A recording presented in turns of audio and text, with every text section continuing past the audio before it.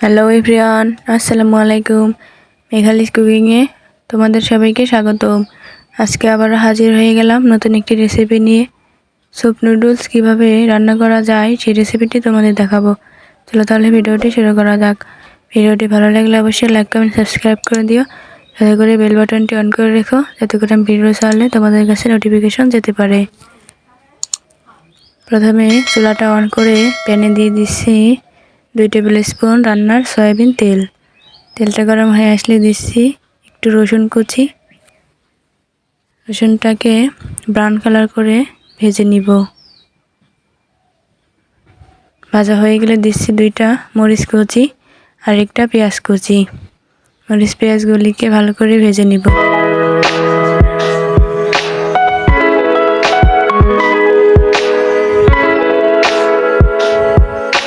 ভাজা হয়ে গেছে, এবার এর মধ্যে দিয়ে দিচ্ছি একটু আলু কুচি, গাজর কুচি, পাতাকপি কুচি আর দিয়ে দিচ্ছি একটু টমেটো কুচি।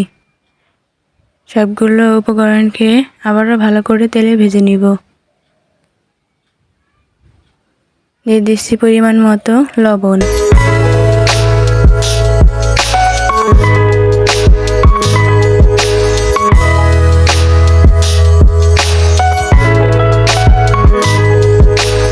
ভাজা হয়ে গেলে এবার এর মধ্যে আমি পানি অ্যাড করে নিচ্ছি।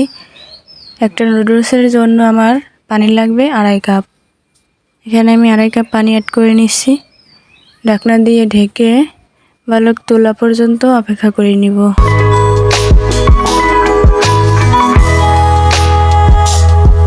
এদিকে আমি কর্নফ্লাওয়ারের মিশ্রণটা তৈরি করে নিব। একটা বাটিতে নিয়ে নিচ্ছি 1 টেবিল চামচ কর্নফ্লাওয়ার আর একটু পানি দিয়ে দিচ্ছি, ভালো করে গুলিয়ে নিচ্ছি।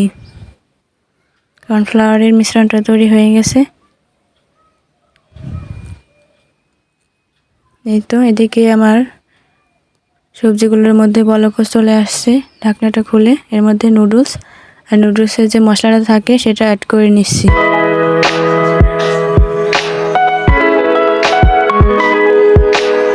এবারে নুডলসটা সিদ্ধ হয়ে যাওয়া পর্যন্ত এগুলিকে ভালো করে রান্না করে নিব।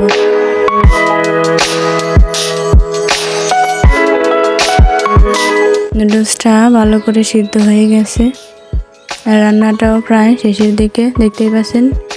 নুডলসটাও ভালো মতো সিদ্ধ হয়ে গেছে। এবারে এর মধ্যে আমি কর্নফ্লাওয়ারের মিশ্রণটা আবার একটু গুলিয়ে দিয়ে দিচ্ছি। স্যুপ নুডলস তৈরি করার জন্য কিন্তু এই কর্নফ্লাওয়ারের মিশ্রণটা একদমই জরুরি। চেষ্টা করবেন এটা দেওয়ার জন্য। আমার নুডলসটা রান্না প্রায় শেষের দিকে। সবশেষে এর মধ্যে কিছু ধনেপাতা অ্যাড করে দিচ্ছি। হালকা একটু নাড়াচাড়া করে নামিয়ে নেব।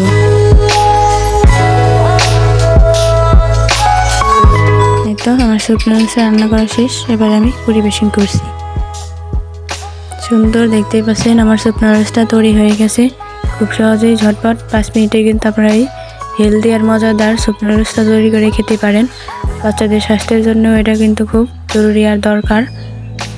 আজকের আমার এই স্যুপ নুডলস রেসিপিটি কেমন লাগলো অবশ্যই কমেন্ট করে জানাবেন। ভালো লাগলে অবশ্যই বাড়িতে একবার ট্রাই করে দেখবেন। Thanks for watching my video.